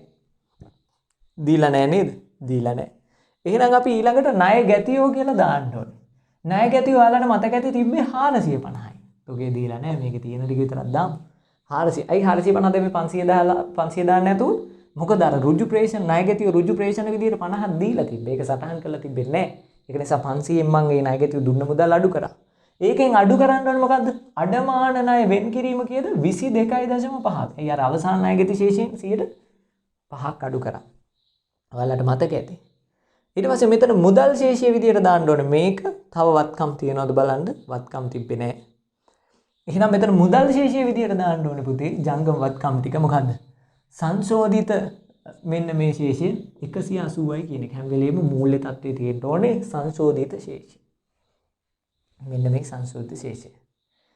ඊට පස්සේ හිමිකම් ඕනේ නැහැ. මෙතන මම ජංගම වගකීම් ටික විතරක් ලියන්නම්කෝ. වගකීම් ගැන තියද්දි මේකක් ලියන්න ඕනේ. මොකද්ද? උපචිත ගමන් වියදම්. උපචිත ගමන් වියදම් 135යි. හරි. එතකොට අපිට ඕනනම් පුළුවන් අලුත් වැඩියා සඳහා වෙන් කිරීම 110යි. අර 110ක් තුන 10ක් අපි මාරු කරා තේ. 110. තව මොනවද තිබ්බේ? උපලබ්ධි නොවෙන්නේ අඩමාන්නයි ලිව්වා. එච්චරයි නේද? තව වාහන අලුත් වැඩියා වියදම් ලිව්වා. බොල් නැහැ එන්නේ නැහැ වියදමක් ඒක. 25 උඩින් අඩු කරන්න ඇති කියලා හිතනවා. අඩමාන්නයි වෙන් කිරීම කරා. කුලී වියදම් වෙන්නේත් ලාභ ගිණුම. නිකන් දල වශයෙන් උද්දෘත ටික විතරක් පෙන්වන්න මම පුතේ ඔය ගැළපිලි කියලා දෙන්නම්. මෙතෙන්දි මට අවශ්‍ය බැංකු සැසඳුම් කොටස. ඒක නිසා ඔබට මේ කොටස තේරුණා නම් ඇති. ගැළපිලි ටික මම නැවත ඔබට අවබෝධ කරලා දෙන්න. හරි නේද පුතේ? හරි. මම හිතනවා මේකත් ආපු විදිහ කොහොමද කියලා ඔබට තේරෙන්න ඇති. මේක පුතේ 2011 සාමාන්‍ය පේපරේ අමාරුයි කියනවා. අපි සම්පූර්ණ ප්‍රශ්න පත්‍රයේම 2011 සාකච්ඡා කරමු. ඔයාලා මේ સિદ્ધාන්ත තේරුම් ගන්නකො. මම මේ ගාන පුතේ හදන්න නෙවෙයි උත්සාහ කරන්නේ. මේ ගාන ඇතුලේ තියෙන දේවල් ඔබට පැහැදිලි කරලා දෙන්න තමයි උත්සාහ කරන්නේ. හරිද? එහෙනම් මේක ඔන්න හදාගන්න. මේක හදාගෙන අපි ඊළඟ ගානට යන් 2012ත් හදමු. 2010 හරි 2011 හරි දැන් 2012. හරි මේක මකන්නම් ඔය හදන්න ඇති කියලා විශ්වාස කරනවා. හරි. මේ ගාන හරි. ඔබ ගැළපිලි ගැන බය වෙන්න එපා පුතේ. ගැළපිලි තාම හොඳින් පියවරෙන් පියවර මම ඔයාලට කියලා දෙන්නම් ගණන් හදලා. හරි. හරි. ඊළඟ එක පුතේ 2012 මේ බලන්න. 2012 ගාන 2012 ගාන 2012 තියෙනවා පුතේ ඔන්න 6 වෙනි ගාන විදිහට තමයි තියෙන්නේ. මොකද්ද? ආයතනයක් එහි සියලුම මුදල් ගනුදෙනු බැංකු ගිණුමක් ආශ්‍රයෙන් පවත්වාගෙන යයි. හරි. 2012 දිනට මාසික බැංකු ප්‍රකාශනයේ 270ක බැරශේෂයක් පෙන්වුම් කරන ලදී. මෙදිනට බැංකුවේ තැන්පත් කළ ඔයාලත් කියවන්න මාත් එක්කම තැන්පත් කළ මුත් උපලබ්ධි නොවූ චෙක්පත් හා නිකුත් කළ මුත් ඉදිරිපත් නොවූ චෙක්පත් දීලා තියෙනවා. ආයතනයේ පොත්වල බැංකු ශේෂය. කියන්නේ මේ අහන්නේ මුදල් පාලන ගිණුමේ ශේෂය කීයද කියලා. එතකොට අපිට හදන්න පුළුවන් බැංකු සැසඳුමක්. හරි සරලයි තින්නේ. පොඩි බැංකු සැසඳුමක් මෙහෙම ගහගන්න. මෙන්න බැංකු සැසඳුම් ප්‍රකාශනය. බැංකු සැසඳුමක්. උඩින් ඔයාලා දන්නවා මොකක්ද තියෙන්නේ? සංශෝධිත මුදල් පාලන ගිණුමට අනුව ශේෂය. ඒක තමයි අහන්නේ. එකතු කරා අඩු කරා යටින් එනවා බැංකු ප්‍රකාශනයට අනුව ශේෂය. දැන් පුතේ බැංකු ප්‍රකාශනයට අනුව ශේෂය අපිට දීලා තියෙනවද නැද්ද? දැන් මෙහෙම පොඩි ආකෘතියක් ගහලා හදාගමු. තේරෙනවනේ නේ? එතකොට මේකේ පුතේ බැංකු ප්‍රකාශනයට අනුව ශේෂය දීලා තියෙනවා. බැංකු ප්‍රකාශනයේ 270ක්. මම දහස් වලින් හදන්න. 270ක බැර කියන්නේ හොඳයි. බැර කියන්නේ හොඳ ශේෂයක්. මොකද බැංකු ප්‍රකාශනයේ බැර කියන්නේ පුතේ අපිට වාසිදායක ශේෂයන්. හරි ඒකල තියෙනවා නිකුත් කළ මුත් ගෙවීමට ඉදිරිපත් නොකළ චෙක්. උපලබ්ධි තැන්පත් කළ නමුත් උපලබ්ධි නොවු චෙක්පත් මෙතන අඩු කරනවා. තැන්පත් කළ නමුත් උපලබ්ධි දැන් ආය අඩු කරනවා කියලා කියන්න ඕනේ නේද? තැන්පත් කළ නමුත් උපලබ්ධි නොවු චෙක්පත් අඩු කරනවා කියද්ද 85ක්. නිකුත් කළ නමුත් ඉදිරිපත් නොවු චෙක්පත් පුතේ මෙතන එකතු කරන්න තියෙනවා 45. හරි සරලයි. මෙතන උත්තරේ ගන්න පුළුවන්. කීයද පුතේ මෙතන උත්තරේ තියෙන්නේ 5යි 15න් 5යි එකක් ඉතුරු 355යි නේ. 355න් 85ක් අඩු කරපුවාම තමයි 270ක් ඇවිල්ලා තියෙන්නේ. එහෙනම් පුතේ මේකත් අඩු කරපුවාම 5යි 5න් මෙතන ඉන්නේ මේක අඩු කරන්න තියෙන්නේ මෙතන 5ක් එන්නම් මෙතන බිඳුව තියෙන්න ඕනේ. 5න් 5 ගියපුවම බිඳුවයි 5න් 4ක් ගියපුවම 1යි මෙතන තියෙන්න ඕනේ 3යි 310ක් මෙතන තියෙන්න ඇති. ඒකට 45ක් එකතු කරලා මෙතෙන්ට. එහෙනම් සංශෝධිත මුදල් පාලන ගිණුමට අනුව ශේෂය කීයක් තියෙන්න ඇතිද පුතේ? 310ක් තියෙන්න ඇති. ඒක නම් බොහොම සරලයි නේ. ලේසියෙන් ගන්න පුළුවන්. එහෙනම් මේකට උත්තරේ කීයද බහුවර්ණයකට? 4 වෙනි උත්තරේ තමයි එන්නේ බැංකු සැසඳුම් එකේ 310. දැන් බහුවර්ණ හදාගන්න තියෙන හොඳම ක්‍රමය තමයි මේක පුතේ. මෙහෙම පාඩමටත් අපි හදාගෙන යන්න ඕනේ. අපේ බහුවර්ණ ප්‍රශ්න පත්‍ර පන්තියක් තියෙනවා. ඒකටත් ඔයා සම්බන්ධ වෙන්න. සම්බන්ධ වෙලා ප්‍රශ්න පත්‍ර ටික හරියට කරගන්න. හරි නේද? රයිට්. ඊළඟ එක බලන්න 7 වෙනි ප්‍රශ්නේ ටිකක් ලොකු ගානක් හදන්න කියන්නේ අපි ඒක හදමු. හරි. මම මේක මකන්නම් නේ. හරි. 310යි උත්තරේ එන්නේ 2012 ගාන. හරිම සරල ගානක්. ඊළඟට අපි කියන්නේ 2012 සංශෝධිත මුදල් පොතට අනුව ශේෂය අහනවා බැංකු සැසඳුම් ප්‍රකාශනය අහනවා. එහෙනම් අපි ඒකත් හදමු. මුලින්ම සංශෝධිත මුදල් පාලන ගිණුම හදන්න. මේ බලන්න. ඔන්න මුලින්ම මම දානවා සංශෝධිත මුදල් පාලන ගිණුම. මුදල් පාලන ගිණුම. ඊට පස්සේ පුතේ හදනවා බැංකු සැසඳුම් ප්‍රකාශනය. මෙන්න දානවා බැංකු සැසඳුම් ප්‍රකාශනය. බැංකු සැසඳුම් ප්‍රකාශනයේ ආකෘතිය කොහොමද ගහගන්නේ? උඩින්ම දානවා සංශෝධිත මුදල් පාලන ගිණුමට අනුව ශේෂය. ඒකල පුතේ එකතු කරා රූල් කිහිපයක් දාලා අඩු කරා කියලා දාන්න. දැන් මේ විදිහට ඔබ මුලින්ම විස්තර ටික දාගන්න. එකතු කරා අඩු කරා කියලා. බැංකු සැසඳුම් ප්‍රකාශනය එකතු කරා අඩු කරා කියලා මේ විදිහට දාගන්න. හරිනේ? හරි. දැන් අපි මේක හදාගෙන යමු. ව්‍යාපාරයේ මුදල් පොතේ රුපියල් 20000ක හර මුදල් පාලන ගිණුමේ හර කියන්නේ හොඳයිනේ වාසිදායක. බැංකු ශේෂයක් පෙන්눔 කර අතර මෙදිනට රුපියල් 10000ක බැංකු අයිරාවක්. ඔන්න බැංකු ප්‍රකාශනයේ තියෙන අයිරාවක්ලු අපේ තියෙන්නේ ධන ශේෂයක්. එහෙනම් අපි සංශෝධනය කරන්නේ මේකනේ. හර ශේෂයක් නිසා පුතේ මම මෙතෙන්ට 20000ක් දාන්නම්. මොකද මේකේ හර ශේෂයක් කියලා කියනවා නේද පුතේ? රුපියල් 20000ක හර ශේෂයක් පෙන්눔 කරා. හැබැයි බැංකු ප්‍රකාශනයේ අයිරාවක්ලු තිබ්බේ. පහත දෑ අනාවරණය වේ කියලා තියෙනවා. අපි හදාගෙන යමු. එක මොකද්ද? තැන්පත් කළ රුපියල් 80000ක චෙක්පත් උපලබ්ධී නොමැත. තැන්පත් කළ නමුත් උපලබ්ධී නොවූ චෙක්පත් ඔයාලා දන්නවා. අනිවාර්යයෙන්ම අඩු කරනවා. තැන්පත් කළ නමුත් උපලබ්ධී නොවූ චෙක් කීයද? 80000ක්. ඔන්න මම අඩු කරනවා. අඩු කරන්නනේ ඕනේ. දැන් ඒක කියන්න දෙයක් නැහැ. 108 වාරයක් විතර කියලා තියෙනවා. හරි. සැපයුම්කරුවන්ට නිකුත් කළ 40000ක චෙක්පත් ගෙවීමට ඉදිරිපත් කර නැත. මේ හරි ලේසි. නිකුත් කළ නමුත් ඉදිරිපත් නොවූ චෙක්පත් අනිවාර්යෙන් අපි එකතු කරනවා. කීයද පුතේ එකතු කරන්න තියෙන්නේ? 40000ක් අපි මේකට එකතු කරනවා. 40000ක් එකතු කරා. ඊළඟ එක මොකද්ද කියලා බලන්න. බැංකුවට ඍජුව ප්‍රේෂණය කරන ලද 25000ක ස්ථාවර තැන්පතු පොලේ. ඍජු ප්‍රේෂණ ස්ථාවර තැන්පතු පොලේ. ඒක සංශෝධනයේ තියෙන ලැබීමක්. ස්ථාවර තැන්පතු පොලේ කියලා ලැබීම් ඔන්න හර කරමු අපි 25000ක්. වැඩේ හරිද? හරි. ඊට පස්සේ තියෙනවා බැංකුව විසින් ස්ථාවර නියෝග මත ගෙවූ රක්ෂණ වාරිකය 5000යි. එහෙනම් ගෙවීමක් නේ. එහෙනම් රක්ෂණ වාරිකය පුතේ 5000යි. හරිම ලේසි මේක නම් ඈ. තැන්පත් කළ 10000ක චෙක්පත බැංකුව විසින් අගරු කර ඇත. ඒ සඳහා මුදල් පොතේ සටහන් කළා නැහැ. තැන්පත් කරද්දී පුතේ හර කරනවා අගරු කරද්දී අනිවාර්යයෙන්ම අගරු චෙක් කියලා බැර කරන්න ඕනේ 10000ක්. දැන් මම හිතනවා මේක නම් කරගන්න ඇති. මේක ඊටාම සරල ගානක්. එහෙනම් මේක ඔබට අවබෝධ වෙන්න ඇති කියලා විශ්වාස කරනවා. හරි. දැන් මේක ඔබ මොකද කරන්න ඕනේ? තුලනය කරලා ගන්න. දැන් තුලනය කරන්න. දැන් කීයක් තියෙනවද කියලා බලන්න. මෙතන තියෙනවා 0.0.5යි 4යි. 4,45,000යි. 45000න් ශේෂය පහළට ගෙන ගියා. ශේෂය ඉදිරියට ගෙන ගියා කියලා 15000ක් නේ අඩු කරන් තියෙන්නේ. ඒ කියන්නේ පුතේ 30000යි මෙතන එන්නේ. 30000යි. හරිද බලන්න? 30000යි. හරි. 30000යි. 30000යි. හරි. එතකොට සංශෝධිත ශේෂය පුතේ 30000ක් එනවා. 30000යි 40000යි එකතු කරපුවාම මෙතන එනවා කීයක්ද? 70000. 70000න් 80000ක් අඩු කරපුවාම ඍණ 10000 එන්නේ. හරි නේද? මේ මොකද්ද? බැංකු ප්‍රකාශනයට අනුව ශේෂය. අපිට කලිනුත් කියලා තිබ්බ බැංකු ප්‍රකාශනයේ ශේෂය ඍණ 10000 කියලා. ඒ කියන්නේ මේ ගාන හරියටම හරි. මේ ගාන පුතේ හරියටම හරි. අපි නිවැරදිව හැදුවා.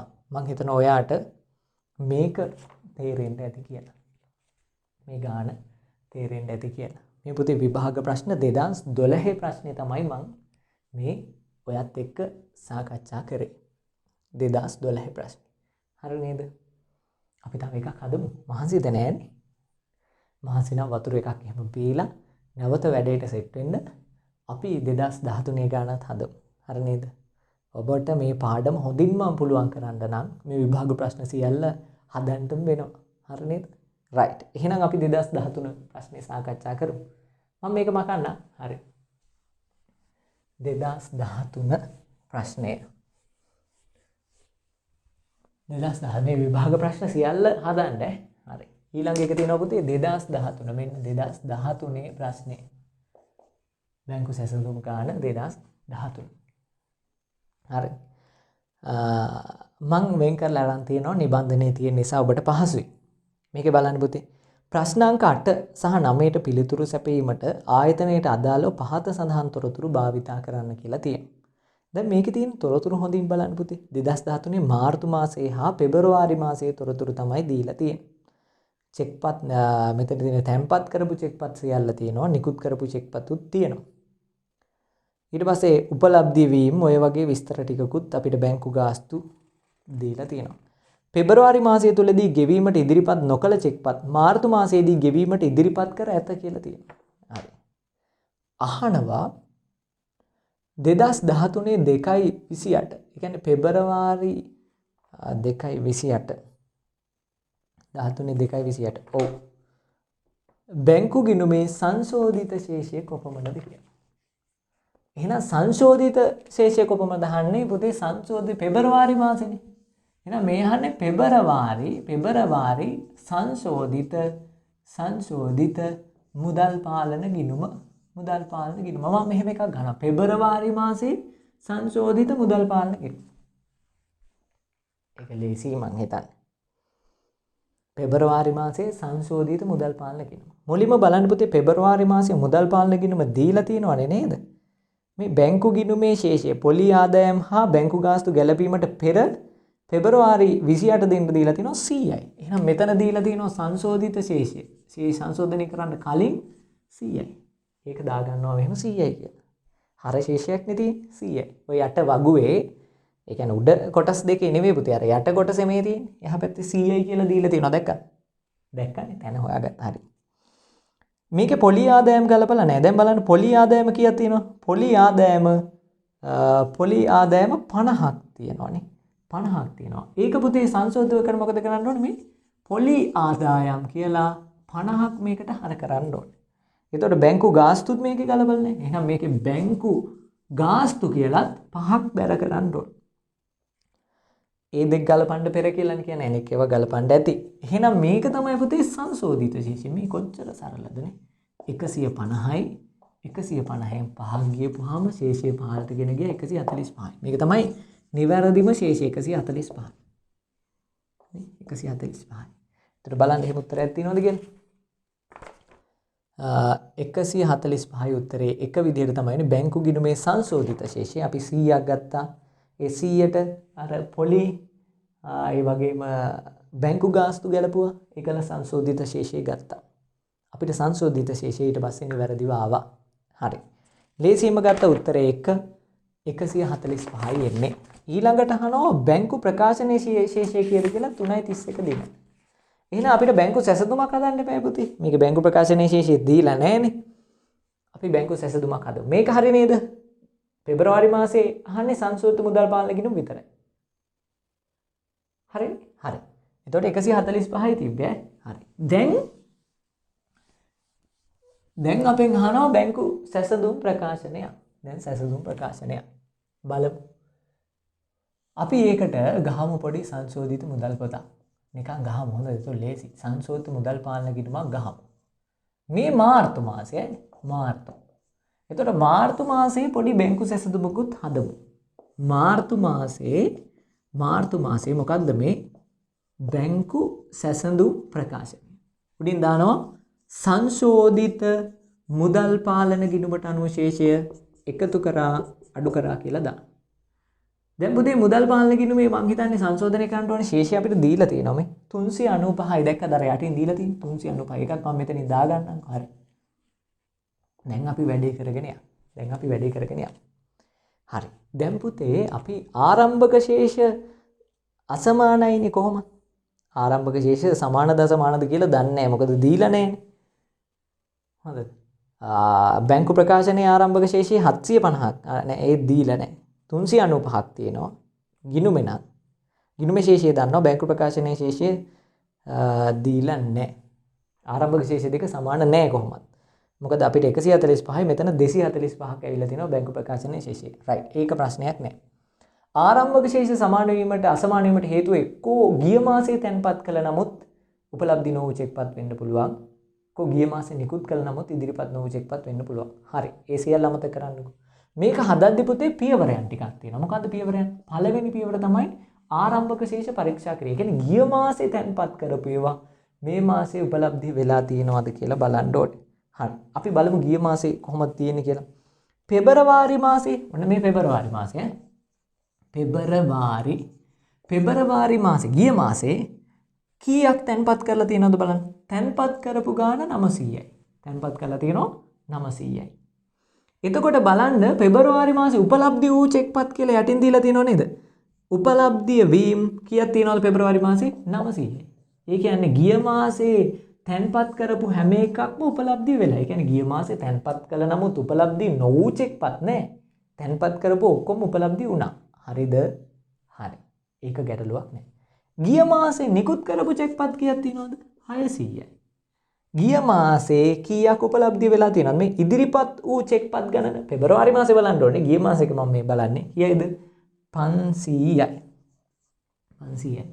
එහෙනම් පුතා නිකුත් කළ නමුත් ඉදිරිපත් නොවූ චෙක්පත් තියෙනවද නැද්ද? නිකුත් කරා 600ක්. ඉදිරිපත් උනේ 500ක්. එහෙනම් 100ක් ඉදිරිපත් වෙලා නැහැ. එහෙනම් ඒ 100 ඉදිරිපත් වෙන්න ඇත්තේ කොයි මාසෙද? මාර්තු මාසේ ඉදිරිපත් වෙන්න ඇති. තේරුණාද? තේරුණා. හරි. එහෙනම් බලන්න මාර්තු මාසේ ඉදිරිපත් වුණ චෙක්පත් කීයක් තියෙනවද කියලා. ගෙවීම සඳහා 600ක් තියෙනවනේ. මාර්තු මාසේ කීයක් ඉදිරිපත් වුණාද පුතේ? 600ක්. මේ 600ම මේ මාසේ නිකුත් කරපේවද? නෑ. ගිය මාසේ අර රුපියල් 100ක චෙක්පතක් තියෙනවනේ. ඒක මේ මාසේදී ඉදිරිපත් වෙලා. එහෙනම් මෙතන පුතේ 500ක් ඇති. 500ක් ඇති. මං කියන දේ තේරෙනවද? 500ක් ඇති. මේ 500 තමයි මේ මාසේ තැන්පත් කරපේ වගේ උපලබ්ධි වුණ චෙක්පත් ටික. ඉදිරිපත් වුණ චෙක්පත් ටික. හරි නේද? හරි. 500යි. හරි. දැන් අපි යම් මේ මාසෙට ඔන්න පෙබරවාරි මාසේ කතාව ඉවරයි. මේ මාසේ තැන්පත් කරපු චෙක්පත් තියෙනවා 1000. හරි. මේ මාසේ ඉදිරිපත් වුණ ප්‍රමාණය කීයද කියලා බලන්න. උපලබ්ධි වෙලා තියෙන 750යි. එහෙනම් තැන්පත් කරලා උපලබ්ධිය නොවුණු ගාන මෙතන ඔයාලට තේරෙනවා කීයද? 250යි. තැන්පත් කළ නමුත් උපලබ්ධි නොවු චෙක්පත් ඔයා මොකද කරන්නේ? බල ඉන්නේ අනිවාර්යෙන් අඩු කරනවා.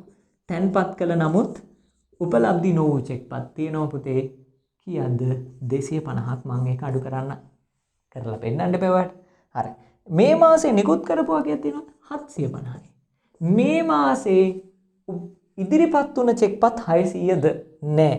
මොකද 100ක් ගිය මාසෙකනේ ඉදිරිපත් වුනේ. මේ මාසේ ඉදිරිපත් වුනේ 500ක් විතරයි. එහෙනම් 750යි 500යි අතර වෙනස තමයි නිකුත් කළ නමුත් ඉදිරිපත් නොවූ චෙක්පත් කීයක් තියෙනවද? 250ක් තියෙනවානේ. එහෙනම් මේ නිකුත් කළ නමුත් ඉදිරිපත් නොවූ චෙක්පත් ගාන 250යි. ඒක එකතු කරලා තැන්පත් කරපු එක අඩු කරා අරක එකතු කරා. ඒක ගත්තේ මෙහෙම. ගත්ත විදිහ මං කිව්වේ. හරි. ඊට පස්සේ ඒක හරිනේ. දැන් ඍජුවම කරලාද පොලි ආදායම් මේ මාසේ නැහැ. බැංකු ගාස්තු මේකෙන් අනිවාර්යෙන් සංශෝධනයට එන්නේ අඩු කරනවා 10ක් මේ මාසේ බැංකු ගාස්තු. එච්චරයින් තියෙන පුතේ පොලි නෑනේ. එහෙනම් මේක සංශෝධිත ශේෂය ලේසියෙන්ම ගන්න පුළුවන් නෙමෙයි. 395යි 395න් මේක අඩු කරපුවාම 5යි 9න් එකක් 8යි 385යි. දැන් මෙතන 385ක් දාපුවාම මේක එකතු කරලා මේක අඩු ගන්න තියෙන්නේ. එහෙනම් 385ම නේ.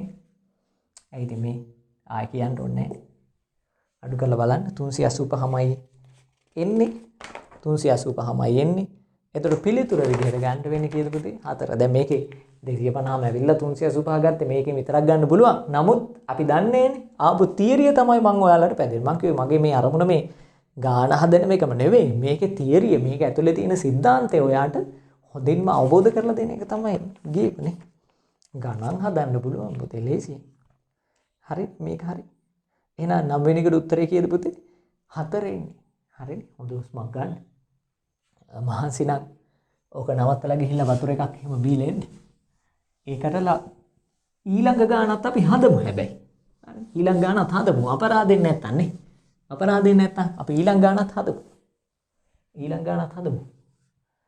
අපි ඔන්න 2013 ගාන හැදුවා. අපි දැන් 2010 එන්න බැංකු සැසඳුම් මොකද වෙන්නේ? ඇවිල්ලා තියෙන ඒවා අඩු වෙනවනේ. අඩු වෙගෙන යනවා. හරි. දැන් 2014 එක බලන්න පුතේ. 2014 3.31 දිනට ආයතනයක බැංකු ගිණුමේ ශේෂය 680ක් විය. නමුත් එය එදින බැංකු ප්‍රකාශනයේ ශේෂය සමග සමාන නොවිය.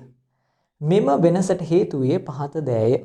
හරිනේ බැංකු ආයතනයක බැංකු ගිණුමේ ශේෂය කියන්නේ පුතේ මේ මුදල් පාලන ගිණුමේ ශේෂය. ඒ දිනට බැංකු ප්‍රකාශනයේ ශේෂය සමාන නැහැ. වෙනසට හේතු ටික දීලා තියෙනවා. බැංකු ප්‍රකාශනයට අනුව ශේෂය කොපමණද? බැංකු ප්‍රකාශනයට අනුව ශේෂය කීයද කියලා අහනවා.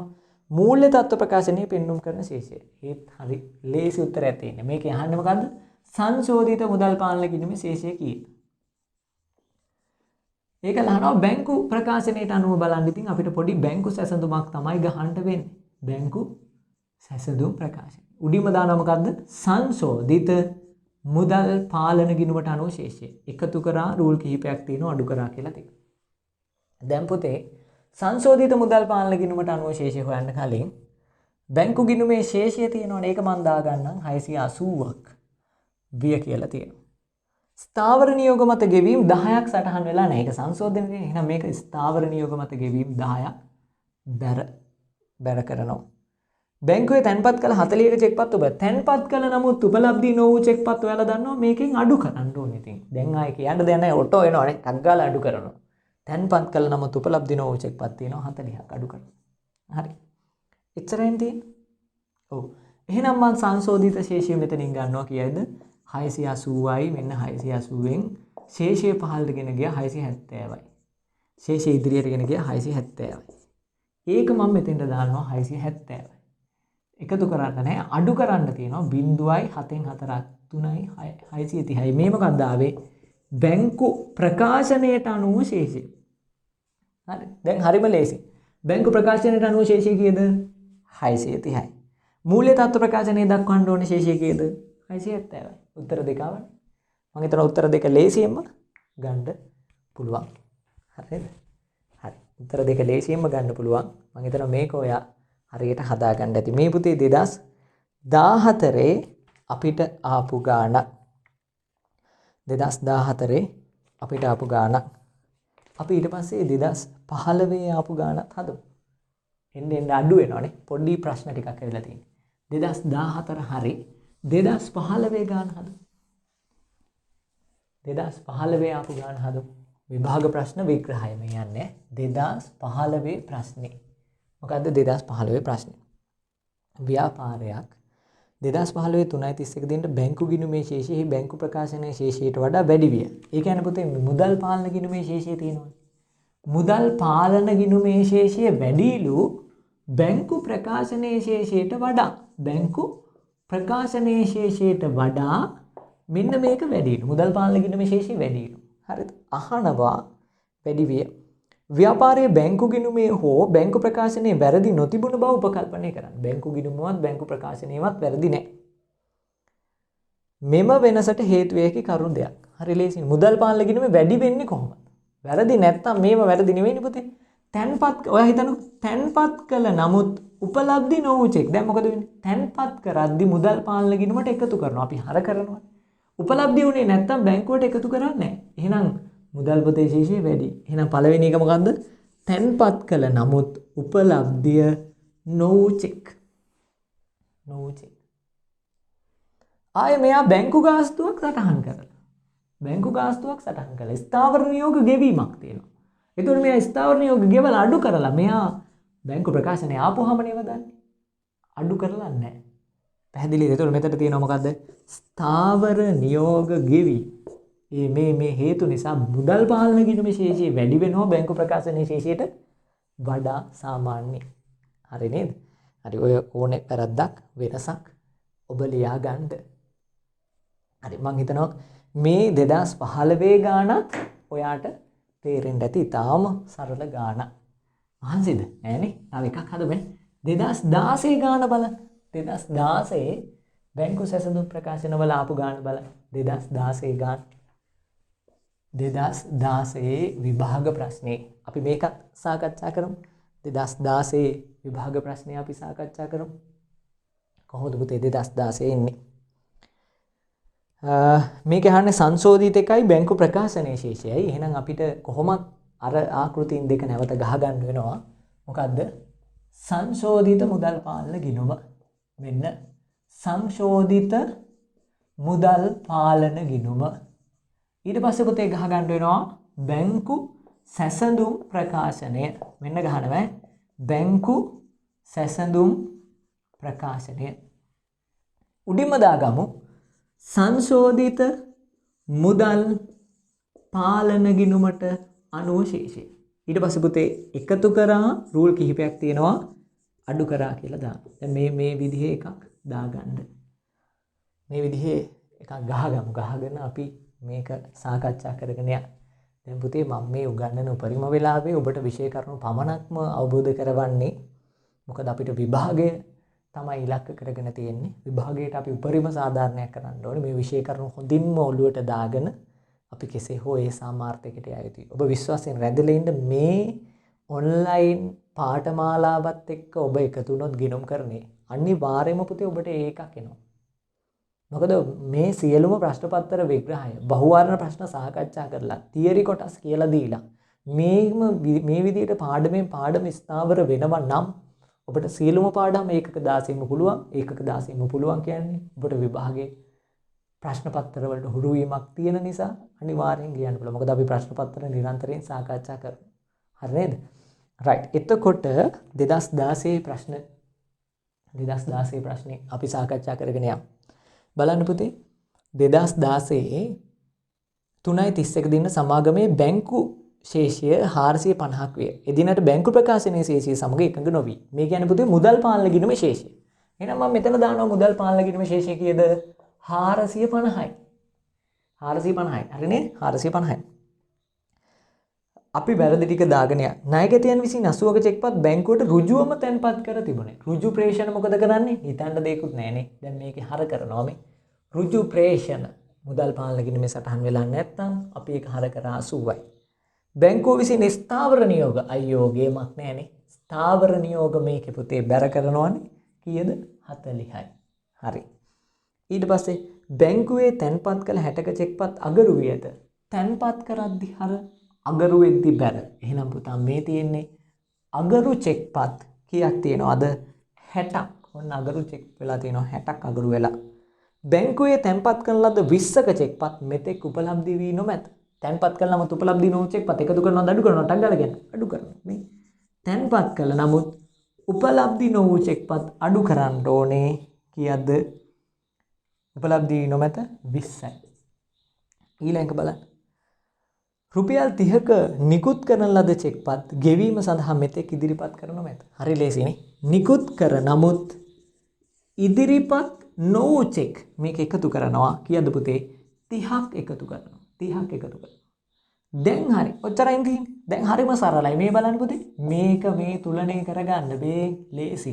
0.8යි 5යි 13යි එකක් ඉතුරුයි 5යි. 530න් ඔන්න මේක අඩු කරපුවම 430යි නේ 100ක් අඩු කරන් තියෙන්නේ. ශේෂය 15ට ගෙන ගියා. ශේෂය ඉදිරියට ගෙන ගියා 430යි. සංශෝධිත ශේෂය ඔන්න ගත්ත 430යි. ඒක මෙතෙන්ට ගත්ත 430යි. මෙන්න 460යි. මේක 20ක් අඩු කරපුවම 440යි. මේ ආවේ මොකද්ද පුතේ? බැංකු ප්‍රකාශනයට අනුව ශේෂය. ඔච්චරයි. දැන් මේක ලේසියෙන්ම සංශෝධිත බැංකු ශේෂය කීයද කියලා ලියන්න පුළුවන් ඔයාලට? 430යි. ලේසියෙන්ම බැංකු ප්‍රකාශනයේ ශේෂය ලියන්න පුළුවන් 440යි. ලේසිනේ. ඒකින්ද 2016 ගන්නත් ඇත්තටම ගේමක් නෑ අපිට. මේවා මහා ලොකු ගණන් විදිහට ඔයාලා ගන්න එපා. මේවා හරිම සරල ගණන්. තාම සරල ගණන්. සරල ගණන්. හරි නේද? ඊට පස්සේ 2017 ගානක් හදමු. 18 ගානක් ඇවිල්ලා නැහැ. ඒක තමයි උතන දීලා නැත්තේ. හරිද? 18 ගානක් ඇවිල්ලා නැහැ. අපි හදමු පුතේ 2017 ගානක් හදමු. මහන්සි බලන්න නැතුව නේද? 2017 ගානක් හදමු. 16 ගාන හරිනේ? රයිට්. බලමු පුතේ 2017 ආපු ගාන. 2017 ආපු ගාන බලන්න. 2017 ආපු ගාන බලන්න. 2017 ආපු ගාන. හරි. අපෙන් අහනවා ප්‍රශ්නාංක 13 14ට පිළිතුරු සැපීමේදී පහත තොරතුරු භාවිතා කරන්න කියලා තියෙනවා. ජංගම ගිණුම ආශ්‍රයෙන් සියලුම ගනුදෙනු සිද්ධ වෙනවා කියලා දානවා. පොත්වල වාර්තා කරන විස්තර ටික දීලා තියෙනවා. දැන් ආරම්භක මුදල් ශේෂය බැංකු ප්‍රකාශනයේ ශේෂයක් දීලා තියෙනවා. ඔය ස්ථාවර තැන්පතු පොලිය සහ ස්ථාවර නියෝග ගෙවීම් පොත්වල සටහන් කරනු ලබන්නේ බැංකු ප්‍රකාශනය ලැබීමෙන් පසුවයි කියලා තියෙනවා. 3යි එක දිනට උපලබ්ධි නොවු හෝ ගෙවීමට ඉදිරිපත් නොකළ චෙක්පත් කිසිවක් නොවේ. ඒ කියන්නේ ආරම්භක ශේෂය අතර වෙනසක් නැහැ. 3.31කින් මුදල් ගිණුමේ සංශෝධිත ශේෂය. හරි ලේසි. මුදල් සංශෝධිත මුදල් පාලන ගිණුමක් ඇහුවනම් ලේසියි පුතේ මේක. සංශෝධිත මුදල් පාලන ගිණුම. කොහොමද පුතේ ගන්නේ සංශෝධිත? සංශෝධිත මුදල් පාලන ගිණුම ගන්න කලින් ඔයා නිකන් දලව මුදල් පාලන ගිණුමේ ශේෂය ගන්නකො. මුදල් පාලන ගිණුමේ ශේෂය නිකන් මම පැහැදිලි කරන්න ගන්නම්. මේක ආරම්භක ශේෂය මුදල් ශේෂය කියලා තියලා තියෙනවා 100යි.